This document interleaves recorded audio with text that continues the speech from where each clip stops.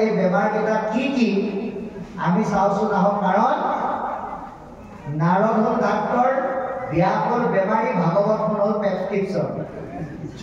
গতিকে নাৰদ বদতি শুনা মহামুনি ব্যাস, তুমি যে কৰিলা হবে জগতকে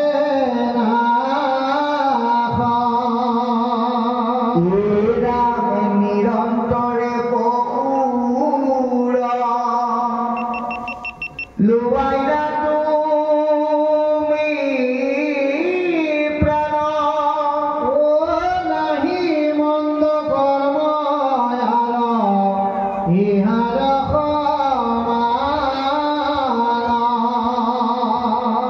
ৰাম অকস্মাতে লোক কহি খাই লাগি ধৰ্ম, নুবুজিলা তুমি হবে নৰদত্ত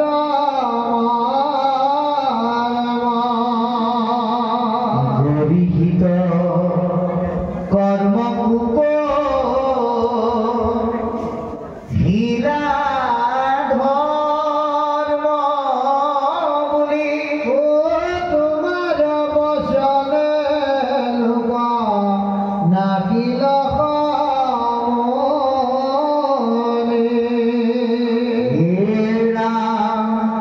স্বভাৱে দম্পত বিষয় অতয় অনুৰাগ,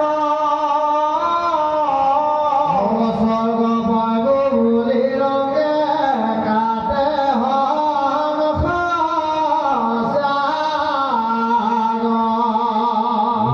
ৰাম কৰৈ নানা হিংসা ধৰ্ম, নানা দেৱ পূজ,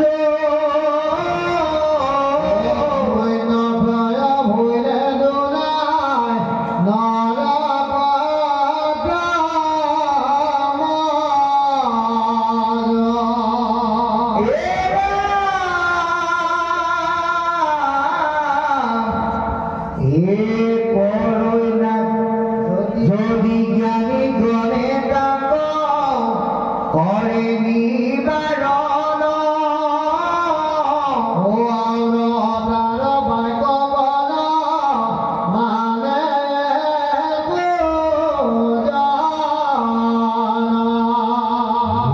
ৰাম গুণৰ উপালম্ভ কৰি বচন খণ্ডিত,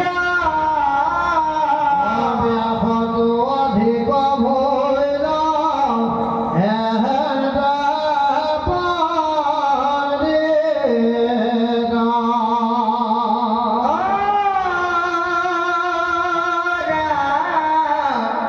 প্ৰগতি গহিলা তুমি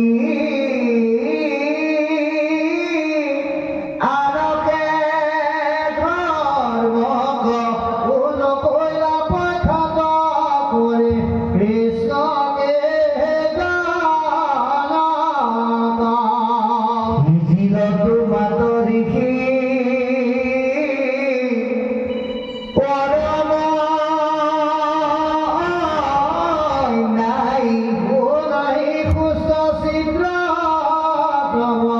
সেই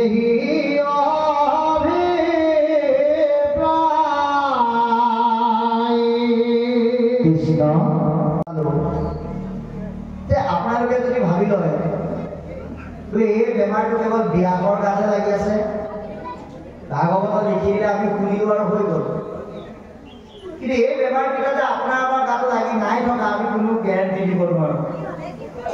গতিকে অকল যদি ব্যাসৰ গাতে লাগি থাকিলেহেঁতেন আমাৰ কাৰণে মহাপুৰুষে লিখি থৈ নগ'লহেঁতেন। গতিকে আজি ভাগৱতৰ মাধ্যমে এই বেমাৰকেইটা কি আমি চাওঁচোন আহক। কাৰণ নাৰদ হ'ল ডাক্তৰ, ব্যাস হ'ল বেমাৰী, ভাগৱতখন হ'ল প্ৰেছক্ৰিপশ্যন। গতিকে আমিও এই নাৰদপুৰী ডাক্তৰৰ পৰা এই বেমাৰকেইটাৰ প্ৰতিকাৰটো লওঁ। এই 1 নম্বৰ বেমাৰটো কি? এই বেমাৰটো অকল ব্যাস কৰা নাই, আপোনাৰ আমাৰো আছে। নাৰদ বদনি শুনা মহামুনি ব্যাস, তুমি কি কৰিলা সবে জগতকে নাই। ব্যাস মানে কেৱল এজন ব্যক্তি নহয়, কলিযুগতো ব্যাস আছে। কোনজন? ঘৰখনত যেনিবা 4জন সদস্য আছে, আটাইকেইজন সদস্যতকে যিজন জ্যেষ্ঠ কেইজন ঘৰখনৰ ব্যাস। সমাজৰ আটাইতকৈ যিজন জ্যেষ্ঠ কেইজন সমাজৰ ব্যাস। গাঁওখনৰ অঞ্চলটোৰ যিজন জ্যেষ্ঠ কেইজন ব্যাস। এতিয়া আপুনি যেনিবা সেইখন এখনত আছে, সমাজৰ ভিতৰত আপোনাক সকলোৱে শ্ৰেষ্ঠ বুলি মানে। গাঁৱত সমাজত কিবা সমস্যা হ'লে আপোনাৰ ওচৰলৈ আহে।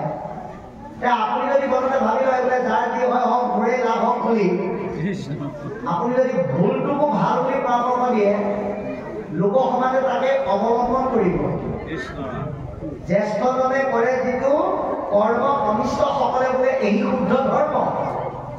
গতিকে জ্যেষ্ঠসকলে পালন কৰা কৰ্ম কনিষ্ঠই শুদ্ধ বুলিয়ে পালন কৰিব, অধৰ্ম হ'লেও। আপোনালোকে উদাহৰণ দিছোঁ, যেনিবা দুটা ভাই ককাইৰ মাজত কাজিয়া লাগিলে।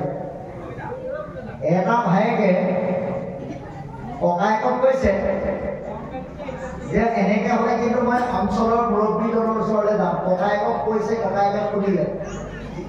যাম বুলিহে ক'লে, কৈ পেলাই গুচিয়ে গ'ল। আৰু গৈ পেলাই আপোনাৰ ওচৰত আহিলে, আপুনি মুৰব্বী, আৰু আহি পেলাই সুধিলে কি বুলি বোলে, দায়িত্ব ডাঙৰ কথা হ'লে কি, এই আমাৰ ককাইদেউ মাটি বাৰী লৈ মোৰ লগত বৰ কাজিয়া লাগি থাকে, আপুনি কিবা এটা সমস্যা সমাধান দিয়কচোন, পাৰিলে এপাক যাব। আপুনি যদি যাব পাৰিলেও আপুনি যদি কয় নাই নাই মই সেইবিলাকত নোসোমাম, এইখিনিলৈকে ঠিকে আছিলে। আপুনি আকৌ উল্টাকে বেজি এটা দিলে কি বুলি, এইবোৰ মানুহ ওলাইনো কি পাবি, আজিকালি আইন আদালতেহে বিচাৰ কৰে, যা কেছ এটা দি দে।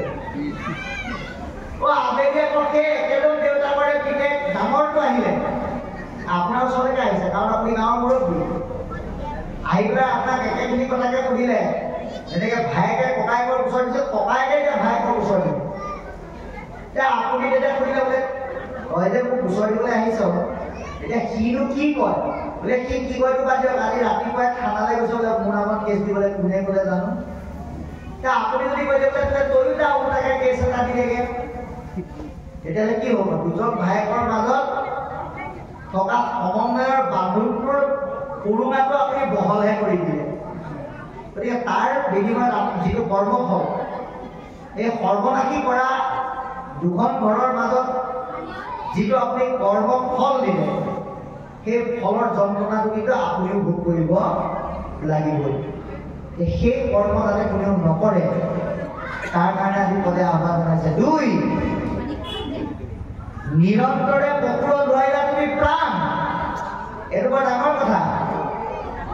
জীৱ জন্তু হত্যা কৰা আৰু হিংসা কৰা আৰু হত্যা হিংসা কৰোৱা সমানেই পাপ। ব্যাসদেৱে নিজ হাতে কিন্তু একো জীৱ হত্যা কৰা নাই, কিন্তু তেওঁক কৰোৱালে। আপুনি যদি এনেকে কৰো বোলে, কেনেকে বোলে, ৰাতিপুৱা নাম গালো, দুপৰীয়া ভাগৱত কৰিলো, সন্ধিয়া কৰি দেখিলো ঘৰত ঢেৰ আলহী। ল'ৰাটোৱে ক'লে বোলে, পিতাই এতিয়া কি কৰো, আলহীও ঢেৰ, বৰষুণত বজাৰলৈ যাব নোৱাৰি, বোলে গঁৰাল এটাই পাৰ এটাকে ঠিক কৰ, সৰু জীৱ নহয়, নহ'লে পাৰিলে একো নহয়। এতিয়া ভাগৱতে কৈছে ইয়াৰ মনত বেয়া কাৰণো নাই, মন্দ কৰ্ম বুলি কৈছে। হত্যা কৰা আৰু কৰিবৰ কাৰণে অনুমতি দিয়া সমানেই পাপ। সেইকাৰণে আমি জীৱ হত্যা হিংসা কেতিয়াও কৰিব নালাগে। অকল খোৱা বোৱাৰ ক্ষেত্ৰত বুলিয়েই নহয়, কোনো জীৱ জন্তুক আমি হিংসা দৃষ্টিৰে চোৱাৰ অধিকাৰ আমাক ভাগৱতে দিয়া নাই।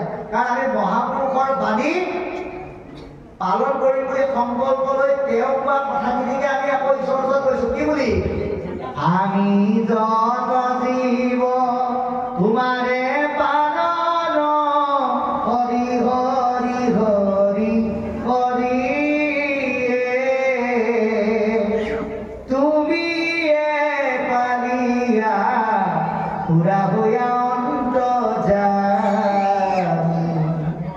ইয়াতো আমি কোৱা নাই আমি যত মানুহ তোমাৰে পালক বুলি, আমি কৈছো আমি যত জীৱ, তাৰমানে নিজক সকলো তোমাৰেই পালন বুলি ধুনীয়াকৈ সুৰ লগাই গালোঁ, সেৱাটো কৰিলোঁ, আনহাতাকক পেটে পেটে সেই জীৱবিলাকক হিংসা হত্যা কৰিলোঁ।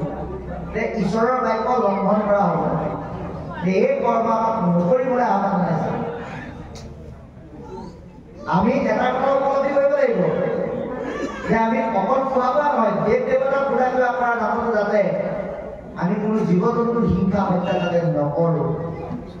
আজি আমি নজনাৰ কাৰণে হাঁহ ছাগলী পাৰ কোমোৰা মহ কুঁহিয়াৰ আজি দেৱীৰ ওচৰত কৰি দিছোঁ, কিন্তু ভাগৱতে কৈছে সেয়া নহয়। আজিৰ দৰে সৎসংগত 6টা বস্তু কৰি দিয়া, কাম ক্ৰোধ লোভ মোহ দম্ভ অহংকাৰ, এইকেইটা বস্তুহে আমি বিসৰ্জন দিব লাগে, তেতিয়াহে ঈশ্বৰৰ কৃপা পাব। সেইকাৰণে কৈছে অকস্মাতে লোকক শিকাইলে হিংসা ধৰ্ম, বেদৰ আপিগুৰি নুবুজাকে লোক সমাজত ধৰ্ম জ্ঞান দিয়াৰ নামত তুমি হিংসা ধৰ্ম শিকাই দিলা। আপুনি আমি যদি কথাবিলাক শাস্ত্ৰৰ গুৰুৱে আমাক কৈ থোৱা কথাবিলাক পুংখানুপুংখভাৱে যদি অধ্যয়ন কৰি বুজি নোলোৱাকে আধা বুঢ়াকে যদি মানুহক নিজৰ স্বাৰ্থৰ কাৰণে বুজাই দিওঁ, তেতিয়াহ'লে আমি বেদৰ তত্ত্ব বুজাটো নুবুজাব। গতিকে পৰিহিত কৰ্মবোৰ পঢ়িলা ধৰ্ম বুলি যিটো বেয়া কাম, আপোনাৰ কাৰণে যিটো বেয়া সেইটো আনৰ কাৰণেও বেয়া। গতিকে আপুনি কি কৰিলে, সেইটোকে ধৰ্ম বুলি পালন কৰিবলৈ শিক্ষা দিলে। তোমাৰো বছৰে লোকক ৰাখিলা সময়, তুমি যিহেতুকে সেই অঞ্চলৰ জ্ঞানজ্যেষ্ঠ বয়োজ্যেষ্ঠ, তোমাৰ কথাকে শুনি লোক সমাজ সৰ্বনাশী পথত ধৰি দিলে। গতিকে স্বভাৱে লংঘন বিষয়ক অনুৰাগ স্বৰ্গবায়ু গুৰি ৰংকে কাটে সংসা। মানুহবিলাক সাধাৰণতে বিষয় আসক্ত। গতিকে তুমি যেতিয়াই লিখিলা স্বৰ্গ দেৱ দেৱী পূজা কৰি জীৱ জন্তু হত্যা কৰিলে স্বৰ্গ পায়, মানুহবিলাক আৰু উৎসাহী হ'ল। কিন্তু বাবাই সমস্ত স্বৰ্গখন কিন্তু বিষয়ভোগীসকলেহে বিচাৰে, অন্ত সাধু মহন্তই কেতিয়াও স্বৰ্গ নিবিচাৰে। কাৰণ অন্ত সাধু মহন্ত ভকতৰ কাৰণে ভগৱন্তই কিন্তু বেলেগ এখন স্বৰ্গ থৈ গৈছে, যিখন স্বৰ্গ সম্পৰ্কে উদ্ধৱক কৈছে কি বুলি, অমুত চিত দিয়া জাৰ সন্তোষ মিলয় সেই স্বৰ্গ সুখ সখী জানিবা নিশ্চয়। সেয়াহে প্ৰকৃততে স্বৰ্গভোগ। গতিকে এই ইন্দ্ৰই ভোগ কৰা অপেশ্বৰে নৃত্য কৰা স্বৰ্গখন ভকতে কেতিয়াও নিবিচাৰে, বিষয়ভোগীসকলে বিচাৰে। যাৰ কাৰণে কি কৰে, পৰৈ মানে হিংসা ধৰ্ম নানা দেৱক ধৰি জীৱ জন্তু হত্যাৰ মাধ্যমে হিংসা ধৰ্ম আচৰণ কৰি বিভিন্ন দেৱ দেৱতাক পুজি পুণ্যলৈকে যায়। কিন্তু সেই পুণ্য ক্ষয় হ'লে আকৌ নৰকলৈকে আহিব লগা হয়। সেইকাৰণে আমি এনেকুৱা পুণ্য বিচাৰিব লাগে যিটো পুণ্যৰ স্থানলৈ গ'লে আমাৰ পুণ্য বাঢ়িহে থাকে, কমি নাযায়। আজি যে গৃহস্থৰ নিমন্ত্ৰণত আমি ইয়ালৈ আহিলো, এই পুণ্য আপোনাৰ পৰা চোৰেও চুৰ কৰি ডকাইতেও ডকাইত কৰি দিব পাৰে, এয়া বাঢ়িহে গৈ থাকিব, কমি নাযায়। এনে পুণ্য আমি অৰ্জন কৰিব লাগে। গতিকে যদি জ্ঞানী ঘৰে যাব পাৰে দিবা যে হে বেয়া, যদি জ্ঞানীসকলে তুমি দেখুৱাই যোৱা এই পৰামৰ্শটো মানি নলয়, আৰু তাৰ ভাগ্যখন নকৰে একোজন, গতিকে তোমাৰ অৱৰ্তমানত সঠিক পথ দেখাও তাক জ্ঞানী পুৰুষজনৰ পথটো বহুতে মানি ল'ব নোৱাৰে বা নোৱাৰিব। ভুলৈ উপাদম্ভ কৰি দশনা পণ্ডিত উদ্ধৱক দেখুৱাজনত তোমাৰ অৱৰ্তমানত মানুহে উৎপ্লুঙা কৰিব বিভিন্ন অযুক্তিকৰ বাক্য কৰে। কি বুলি ব্যাসতকৈ অধিক হইল এহেন্তে পণ্ডিত, এইজন ব্যাসতকৈ অধিক পণ্ডিত ওলালে। গতিকে প্ৰকৃতি কহিলা তুমি আনহে ধৰ্ম, যে আন ধৰ্মবিলাক তুমি ঠিকেই ক'লা, নকৰিলা প্ৰখ্যাত কৰি কৃষ্ণ কীৰ্তন। যিটো মানুহৰ কাৰণে প্ৰয়োজনীয় আছে সেইটো তুমি বুজাই নকলা, সিজিল তোমাৰ ঋষি পৰম অন্যায়। যে আমিও যদি এনেধৰণে ক'ব লগা কথাটো গুপ্ত কৰি থওঁ, নকৰিবলগীয়া কৰ্মত যদি আমি কৰোঁ, তেতিয়াহ'লে আমাৰ দ্বাৰাও অন্যায় হ'ব। সেই অন্যায়ৰ প্ৰতিফল আমি ভুগিব লাগিব অস্থিৰতাত ব্যাসৰ দৰে আমি উপনীত হ'ব লাগিব এতিয়া নহ'বলৈ হ'লে কি কৰিব লাগিব আমাক